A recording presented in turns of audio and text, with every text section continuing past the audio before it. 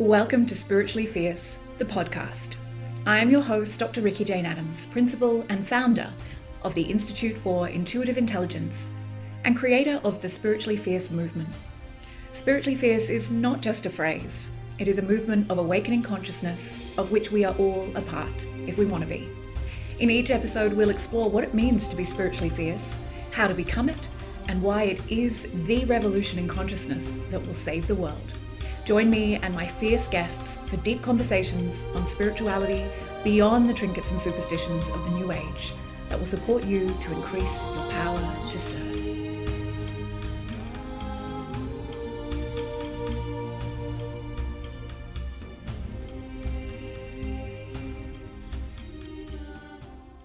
Welcome everybody to season 2 of Spiritually Fierce, the podcast. And this season is dedicated to difficult spiritual conversations. And I've only been hanging out with my next guest for a few minutes, but I can already guarantee this is going to be a glorious, juicy conversation that will not leave any stone unturned. So let me officially introduce Susan Burrell, author of Live Your Empowered Life, a 30-day journey book. And she also has a thought-provoking podcast called Empowering Chats with Susan Burrell that can be found on Apple, Spotify, iHeart Radio, and other popular platforms. Her guided meditations are accessible through Insight Timer. And like me, Susan is a feisty Scorpio with the red hair to back it up, who has navigated life by learning how to listen within to that divine urge. Oh, I love that description. That keeps pointing her in the direction of her life's purpose, even when she can't see the road. And that is really often for me. So she is a guide in the crossroads of life with a master's degree in consciousness. Hello. I didn't even know you could get one of those, and has been counseling and supporting people in transforming from the inside out for over 25 years. Her methods are proven because she has lived this journey to empowerment. Welcome, welcome, welcome. Thank you so much. I'm just so excited. I can't wait to see what happens. Right? I feel like if we just recorded our pre-chat, we would already have a really great, juicy podcast. We actually had to stop ourselves and say, wait till we hit record. Let's begin by getting to know you. How did you arrive at this point in your life? Like, where did the spiritual journey begin and how did you get to this place? Okay, I have to take a breath. Take your time. Yeah. It's been a long journey because I basically started what I call spiritual questing when I was like 17, 18. And now I'm a ripe old age of middle something.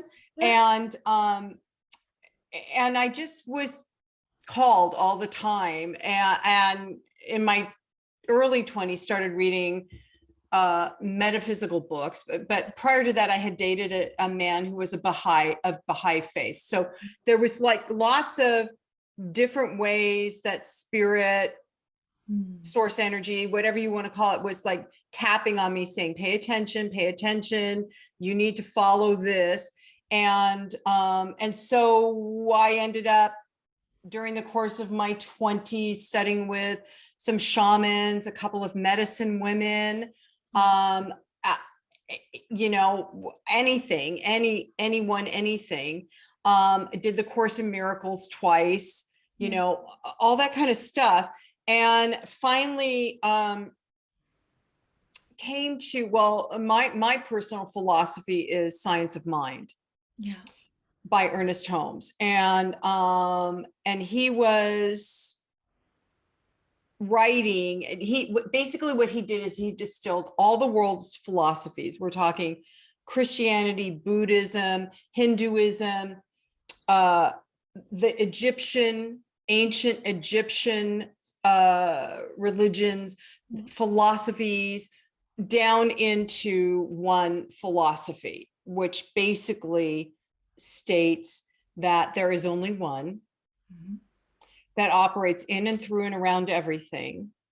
And we are all connected. It doesn't matter what our belief system is, we're all connected. And then our belief systems affect how we co-create with source, Yeah. what I call source energy. And it's much, for me, now I'm getting a whole other thing, so for me, it's much larger than one entity, right? Source energy is beyond description. It is a whole consciousness that is beyond boundaries, borders, definitions, and so that's where I've kind of landed. And what I find is I haven't actually landed anywhere, Ricky Jane. I'm just still in the process of investigating and self-discovery, and in fact, in my journaling this morning, I was asking the question yet again, who am I now? Yeah. Who am I now? And just kind of feeling what the differences may be from who I was yesterday or 10 years ago, because, I still have stories that I run from my past that kind of make me want to rewind. And, it's no, who am I now? And how am I going to continue to be that and be more of that? And just investigate and evolve my soul while I'm still here on planet Earth. Yeah. I love that question. And is that a daily question? Who am I now? Or does that come up like every 6 months? Or how often do you feel into that? It kind of shows up when I begin to dip into self-doubt. Yeah.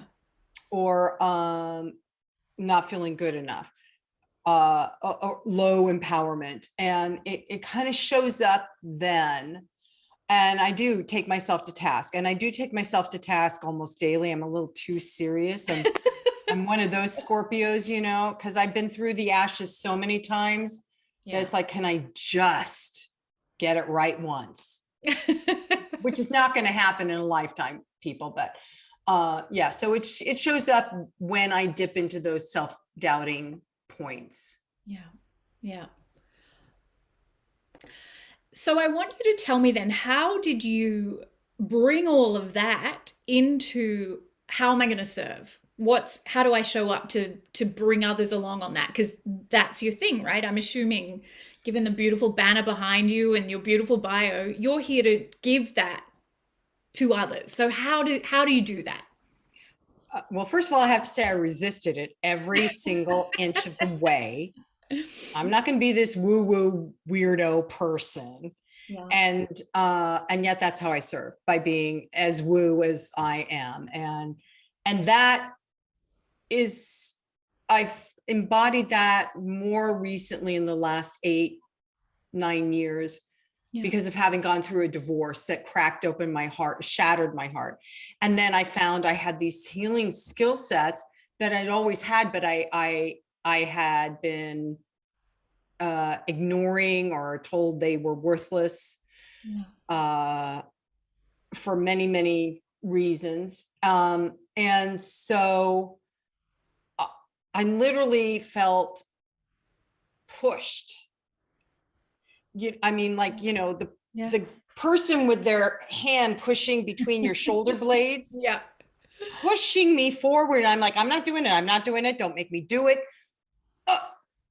And then because it was so uncomfortable with the pushing thing, that I finally said yes. And so it's interesting, as you well know, every time I surrender, my life gets better. But I got to go kicking and screaming. Why I'm built that way, I don't know. So yeah, and it's interesting. This weekend, I heard the phrase "empowered surrender." Empowered surrender, and it caught me. And I'm like, okay, so what does that mean? And that was my morning journaling this morning. What is empowered surrender? Because I have spent so much time resisting surrender. I teach other people how to do that, but when it comes to me, I'm like, nah, no, I'm going to think about it. Let me go away. I'll let you know. Oh my God. So being called into service, began as a push between my shoulder blades, spirit saying this, no, see, you forgot, Susan, but this is why you're here. Yeah. You're here to do this. And I'm like, really, really? I've done it so many times. I don't want to do it again. Yeah. So many lifetimes. Yeah. And, but once I surrender, every time I just let go, and it's not, surrender has a different meaning to me now than when it did, I don't know, 20 years ago, because it feels more graceful. Yeah. It feels more like I see myself falling into love. Yeah. And so my current place of serving humanity, because it's not just serving my community, it's serving humanity, is from that place of a higher vibration of love that I've been building over the last couple. The minute pandemic shutdown happened in America, I was called to do guided meditations every day for 2 weeks. And then I was like, then I heard, oh no, now do it weekly. I'm like, oh, okay. You just let me know when I don't need to do it. And I did it weekly for a year and a half. And, and at the same time, I sat down and said, okay, what's mine? What's mine to do? Me, podcasting. And I'm like, so what's mine? And during meditation, I heard very clearly to ignite the light. And I'm like, really? Why? Why me? Pick somebody else. And then I heard right after that, to awaken light leaders, not light workers. There's lots of light workers, but lots of people that are doing the light work are a little afraid of leading. Yeah. And as we are moving into this new paradigm, well, we're in it already, where we're trying to investigate who are the leaders, because the leaders that led before are antiquated. The way they do business, so to speak, is antiquated. Yeah. It's actually a dead paradigm, in my opinion. Yeah. And so in order to create the new, yet to be, the new paradigm, we have got to awaken and call light leaders. And that what that means. Okay, so oh my God, now I'm giving you way too much information. Sorry. No, I love it. This is what I hear. So years ago, when I was in my master's program and studying, I was again in meditation, and I heard, you are a conduit for spirit. And I was like, all right, okay. Again, I'm like, all right, what's that mean? And the power that resonated within my physical being was so profound that I knew that this was spirit saying, this is who you are. Yeah. And so being a light leader is being a conduit for spirit. And what conduit means, I got it right here, is to lead or contribute to a result. Yeah. And it's also a natural passageway. So a natural way for spirit, for source energy, for the electrical energy that is all of that to move through. And there's many of us that are on the planet, you know all this, but maybe your listeners don't. There's many of us on the planet right now. We have been called to be here now. We chose to incarnate here now to be that conduit for spirit, to be those light leaders, to lead humanity into a better yet to be, a more loving, leading us into love while we're still on planet Earth, while planet Earth is still here. Yeah. So that was a kind of a daunting task, being asked to activate light leaders.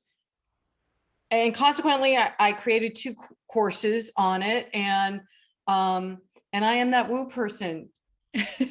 Ricky Jane, I'm that woo person. And you're still going. Look, you're still thriving. Nothing terrible happened. No, but we were talking about this before we started Yeah. of what I notice more since the lockdown and then coming out. So my podcast, we have a yearly theme. Yeah.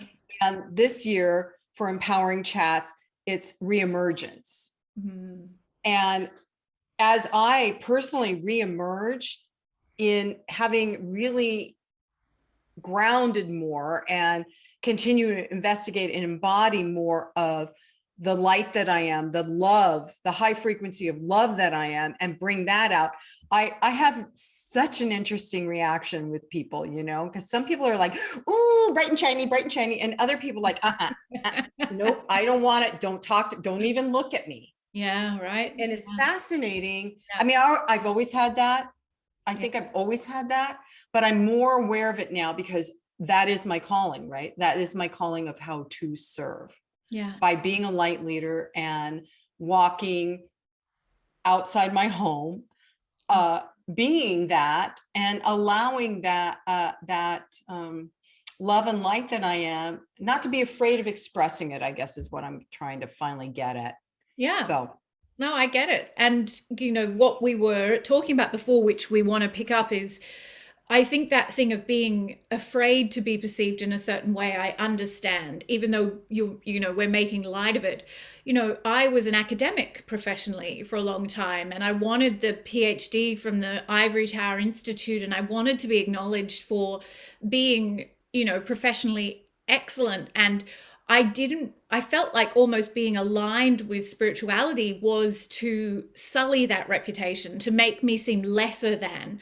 Uh, and I know that we know that's not true, but there is a lot of misconception of what spirituality is, where it's coming from, what it's based on, and it's not flattering. A lot of those, associations. And I really have I had to struggle with that. It took me until my, mid to late 30s to let go of that need to be seen in a certain way by the mainstream and to really just recognize that I was ready to give that up. But I do understand that. And it comes to that question, what have you lost as a result of outing yourself, of giving in to God or source, surrendering, as you say? What's been lost in that process? okay, so when you mentioned that earlier, I was like, wow, that's a heavy question. And now that you're asking it again, I really personally don't think I've lost anything. I've gained so much because I'm more who I am and always was from birth, from inception this lifetime. And I'm now able to own it. Yeah. I still get dinged, or triggered by individuals that don't understand why it's important for me to sage their room. Yeah. I'm like, okay, there's really dark energy in that corner. Can we just can you help me here? Move it. And people, I still get reactions, but it's not. Okay, here's the answer to your question.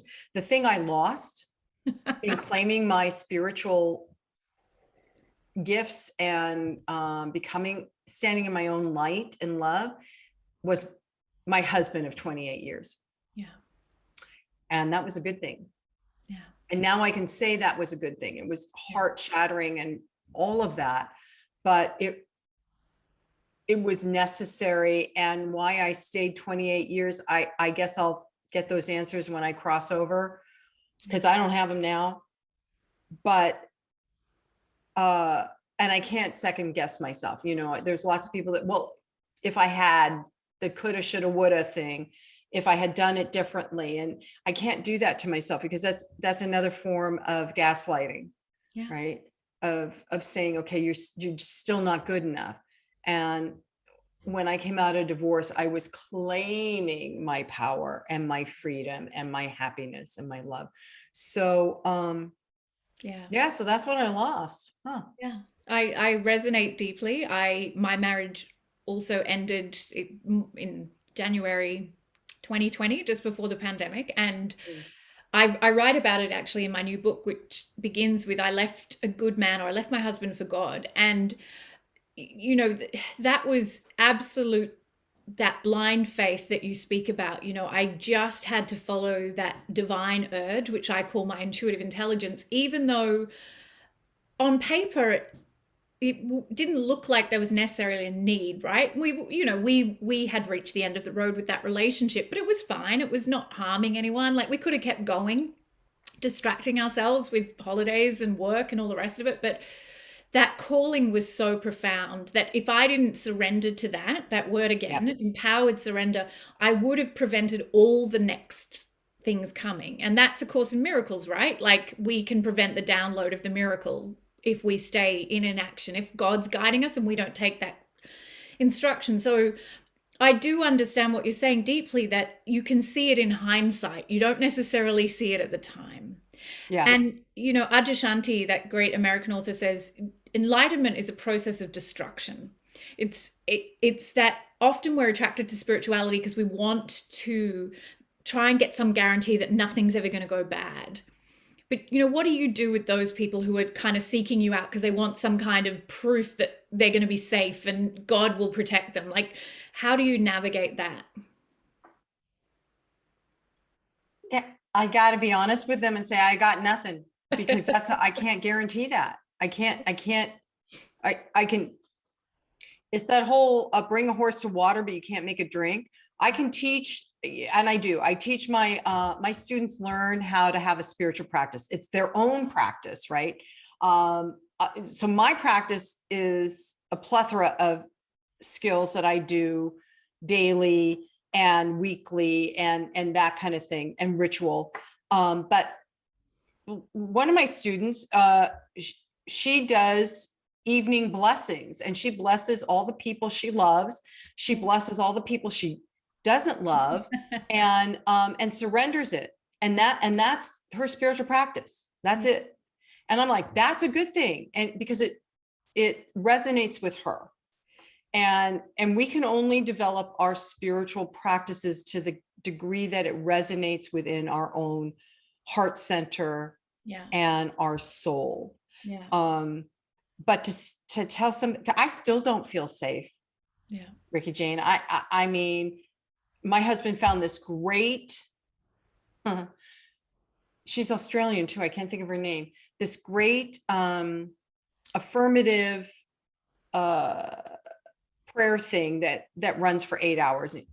And I put it on when I'm putting on my makeup. I am safe. It's safe to be in my body. It's safe to be safe. It's safe because, especially during the pandemic, who felt safe?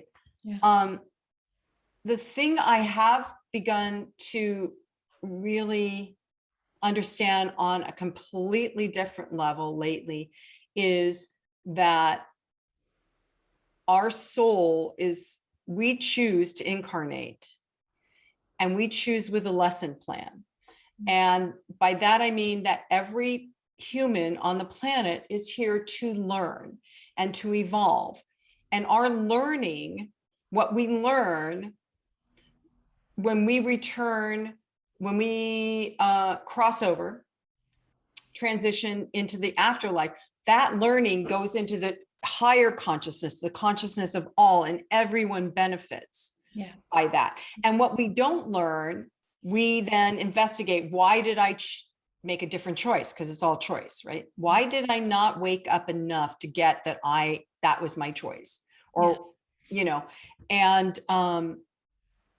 and so that has tweaked my perception enough that when I do work with clients, it isn't so much about feeling safe as what is it you're here to learn. And sometimes you gotta jump off the cliff. Yeah. Right. And that's the only way you're going to know if you can fly or not. Yeah. Yeah. I love that. Yeah. As A Course in Miracles tells us, there's no safety in the dream. The dream is an illusion. So to seek safety in a dream is an act of madness.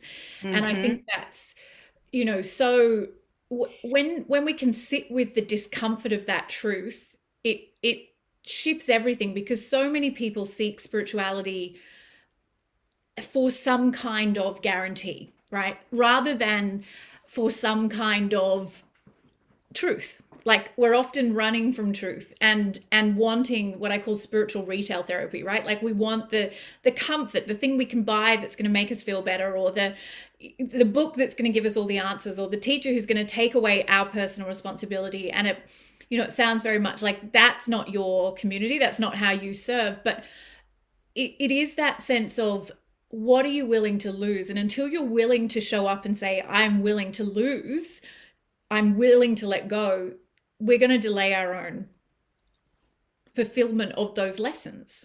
Yeah, that our own evolution. Yeah. Because one of the things I learned in my early 20s when I was questing spiritually is self-responsibility. And it's still my lesson. I was taught and trained to take care of my mom and my dad and take care of my family. And I'm finally at the ripe old age of going, that's not my responsibility. Yeah. My responsibility is me. But in my younger years, I thought somebody else was responsible for me. Yeah. Right. My father, my husband, my mom, whatever. But the only person responsible for me is me. And I am responsible for my choices. I am responsible for the consequences of my choices. And to me, that's, well, I'm trying to think, is that part of letting go? I think for me, the letting go piece is really letting go of the victim story. Yeah. That I did have at an early age, because I was also looking for that book that had all the answers of this is how you live a human life, and that book was never there. Yeah. There was lots of great books like the Course in Miracles that we mentioned, but it was really more for me to live my life, recognize that my choices are my choices, and take responsibility for that. And then if I don't like the consequence of those choices, I get to make a different choice. Yeah. All the time. And then also learning that the choices that I made that I felt were really awful, ugly, bad, whatever label you want to put on, that I don't have to carry that either. I can make the choice to surrender it, to let it go, to lay it down, because that's what I needed in that moment at the point I was in my life to learn, to evolve. Yeah. So, yeah. I'd love to sort of change tack a little bit, but also something we touched on before we hit record, which is, you're off to Italy on Sunday. I hope you don't mind me disclosing that, which is really exciting. And in a way, it feels like that re-emergence. You said your podcast has that theme this year, to get on a plane, to travel, to be in another country. These are, things that certainly for me in Australia have been off the table for the last couple of years. But I want to ask, from your perspective, what was all of that pandemic about spiritually? How was that serving us? How did we create it? What was the lesson in that for humanity? And I'm obviously not asking you to be speaking as God here, but from your own personal experience of navigating that. I really, really believe that the pandemic and the lockdown was like a higher being shaking us by the shoulder saying, wake up, wake up, wake up, wake up. Yeah. And a lot of people, as they're coming out and reemerging, it's very clear they haven't.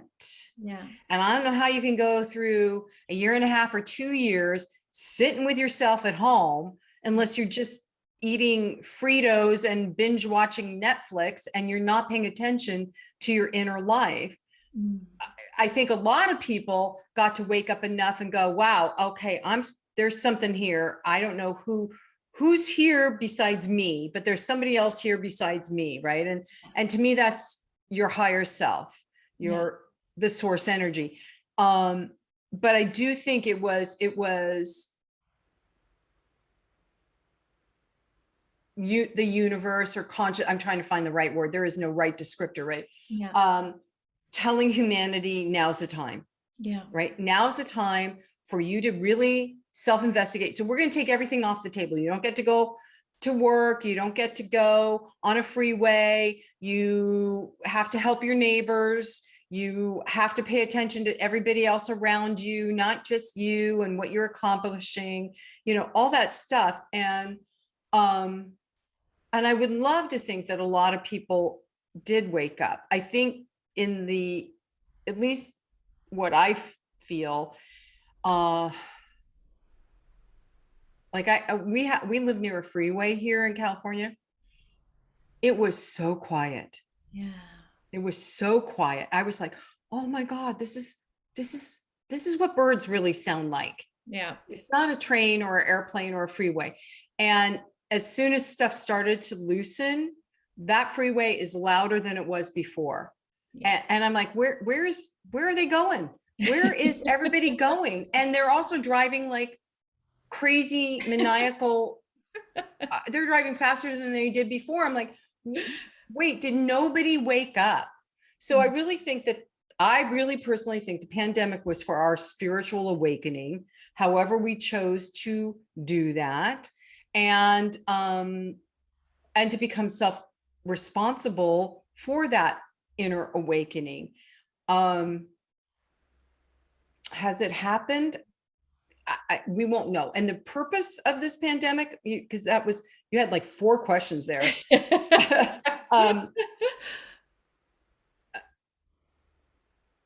There's a whole bunch of other things I could say about it, but I think that it was for spiritual awakening. But I also think it was like, oh, I don't know, you're not going to like this. It was like a portal open for those people who did not want to do the deep spiritual work. There was an exit. Yeah. And I'm not saying that to denigrate people that have passed away during this and died excruciating deaths. But I think a door opened and many people said, I'm exiting stage left. I don't want to participate. Yeah. I came, I thought I did. I don't want to, so I'm going. Yeah. And I really do believe that. And then that goes back to being a light leader. Those of us that are still here, it's because we made a very deep, very high spiritual commitment to lead people in light, to lead people through love into a deeper awareness of their soul and what their soul's work is. And many people, my mother was included, she passed away during the lockdown, and it was a gift. Yeah. Because she was, toward the end of her life, she was somebody who was going to make her death and dying a real drama, where you'd have lots of cameras, lots of people coming in and watching that drama. Yeah. And she decided just to go one night, and that was the better thing, because it would have been horrible if she had gone into a hospital, because we wouldn't be able to see her or take care of her or any of that. Mm-hmm. And I think she just kind of went because she recognized that's what was going to happen and time to go. Yeah. No, I hope that doesn't sound callous to people. I do by no means. Not at all. And callous. We're here for that, right? This is difficult spiritual conversations. And I think what you're sharing is taken in the vein that it's intended, which is when we look deeper, what do we see? And if we avoid these conversations, then we're not going to gain anything, right? So no, I really honor you for saying that. And I do not think that what you're saying is suggesting that people, like that they consciously chose it, because they didn't. This is the subconscious soul level. It isn't like sitting at home and deciding suddenly you're going to pop your clogs. And that deeper level of our being is always at work. We're just, most people on the planet are largely oblivious to that. So no, I really honor you for sharing that. And certainly what that leads to now is, what do we do now? Because as you say, okay, here we are, those who could and should lead must lead now. That's always been my kind of cry. It's like, if you can lead, now is the time. And it is spiritual leadership. It's the spiritual renaissance that will save us. It's not political reform or economic reform or environmental reform. It's spiritual awakening. So what's the call to those light leaders? What do we need to do now? I'm giving you all the easy questions. Yes, you are. Oh my God. So for me, it is about developing a daily spiritual practice. That by that I mean a daily spiritual activity that connects you within your heart to your higher source, not in your head, but your heart. Because the mind, oh, I was going to say a bad word, sorry. The mind will just, okay, so the mind will just mess you up, right? Because it's ego driven and humanity trained. We just saw that with the pandemic. Whatever side you were reading, whatever website you were investigating, and they said that's the truth, and people would go, okay, that's the truth. But that was just to keep the mind busy. Yeah. The heart, the spirit resides in the heart center, and that's where our wisdom, ancient wisdom, I'm talking ancient wisdom, people, not just what you learned yesterday, resides in the heart. And in order to access it, in my experience, you need to have a daily spiritual practice of some sort, whether it's walking and asking the questions of your heart when you're moving, or sitting still and asking the questions of your heart. I have one of my practices that somebody gifted me is to ask the wisdom of my heart. Just say, I'm listening. I'm listening. I started working with archangels, never did that before, this last year. And one of the questions is to say, I want to understand, and then just stop the chatter and listen. And you may hear it immediately, or you may hear it days later, or it may show up in an activity or something. But doing that daily spiritual connection time with yourself connects you to your higher self, which I am now beginning to comprehend that my higher self isn't the Godhead. My higher self is the part of my soul that's still in the spirit world doing the work it's doing that my soul wants me to do, connecting to that higher self to inform me of, oh yeah, this is what I chose this time to learn. So let's pay attention to that. And so in order to lead, okay, we have now moved from a hierarchical, patriarchal leadership business paradigm to a divine feminine paradigm. And so we're talking the pyramid or something else, and it's got a pointy thing. That's what it used to be. And we're watching it across the world in all different governments or systems breaking down. And it feels like chaos. It feels like war. It feels like poverty. It feels like refugees. It feels, because it's so done that it's crumbling. And the divine feminine is not a linear thing, so that it used to be the guy at the top tells everybody what to do. The old God idea, right? The old man in the sky tells everybody what to do and punishes and blah, blah, blah, blah, blah, or at least in the Christian tradition. So the divine feminine is circular. And because it's circular, then everyone has, and this is how Native Americans used to do it. Everyone gets to sit on the circle and everyone gets to have a say, which means that everyone on the circle is listening respectfully, not with, oh yeah, but you're wrong and I'm right. That's the divisive part that the wounded masculine has perpetrated, consciously or unconsciously, who knows. But the divine feminine now is coming into being, and we don't know how to lead from that circular place where everybody gets to have a say. We just don't. I remember when I was sharing that with my mom a few years ago, I was like, Mom, it's a circle. She's like, then who's in charge? She was freaking out.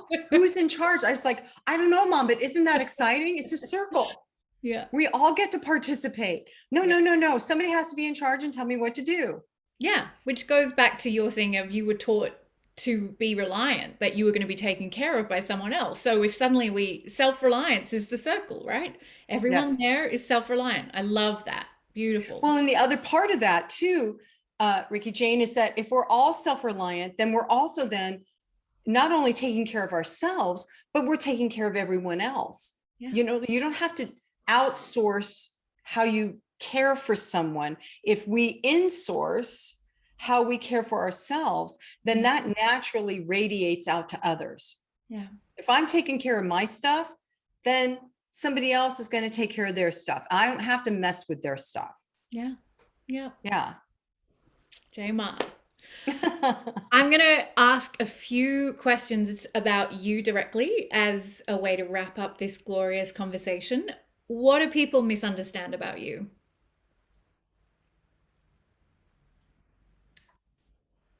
Well, this is my belief about what people misunderstand about me. It probably has nothing to do with what people really misunderstand about me. But I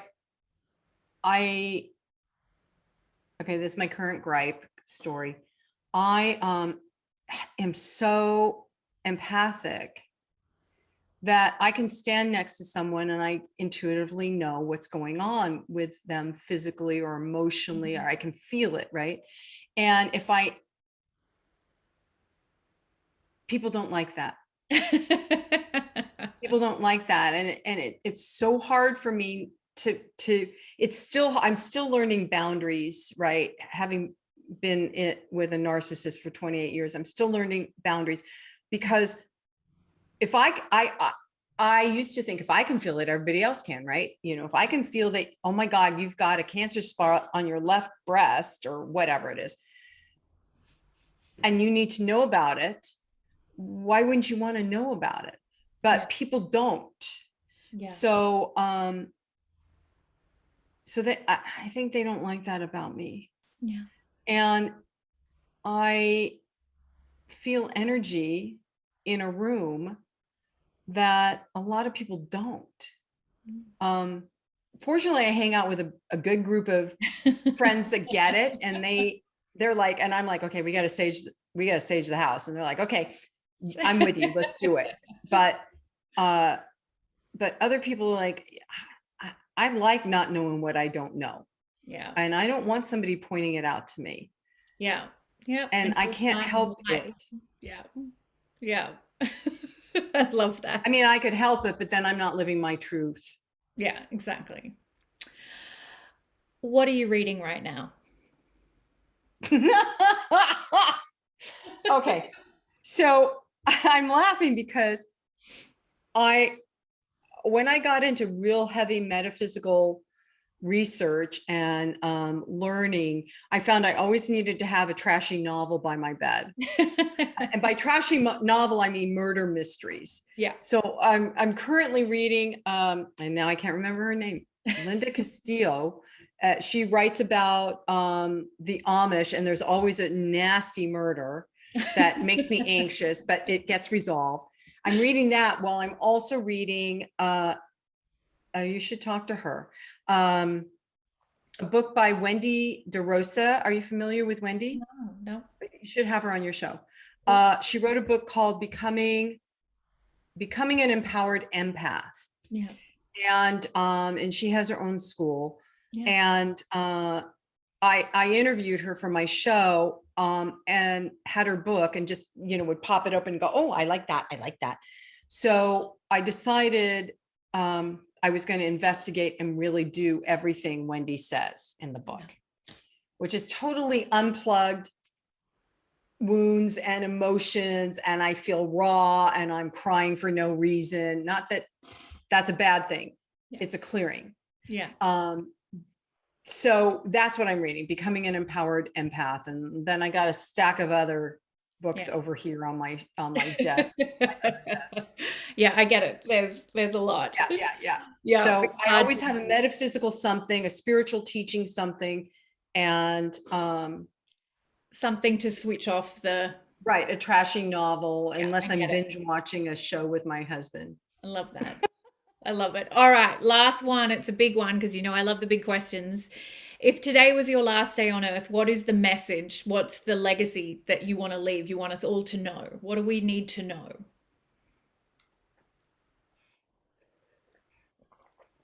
Well, the legacy are my podcasts Yeah. and my meditations, and they definitely are a legacy. But what I want people to know is that there's only love. There's only love. That's all we are. That's all we need to be. And anything that distracts us from love just means we have to go deeper into that love. Yeah. Yeah. I get it. I love it. Thank you. You are indeed a red-headed Scorpio firecracker, and I love being in the company of, like-minded, hysterically funny women. So thank you very much for gracing us with your time. I know my community is going to love this conversation. I just feel like, yeah, my cup's really full. So thank you, thank you, thank you. And we'll share all the links to you and the books that you mentioned. Maybe not the murder mystery. Maybe we'll mention that too. So everyone can follow up and find out more about you. Thank you, everybody, for being with us.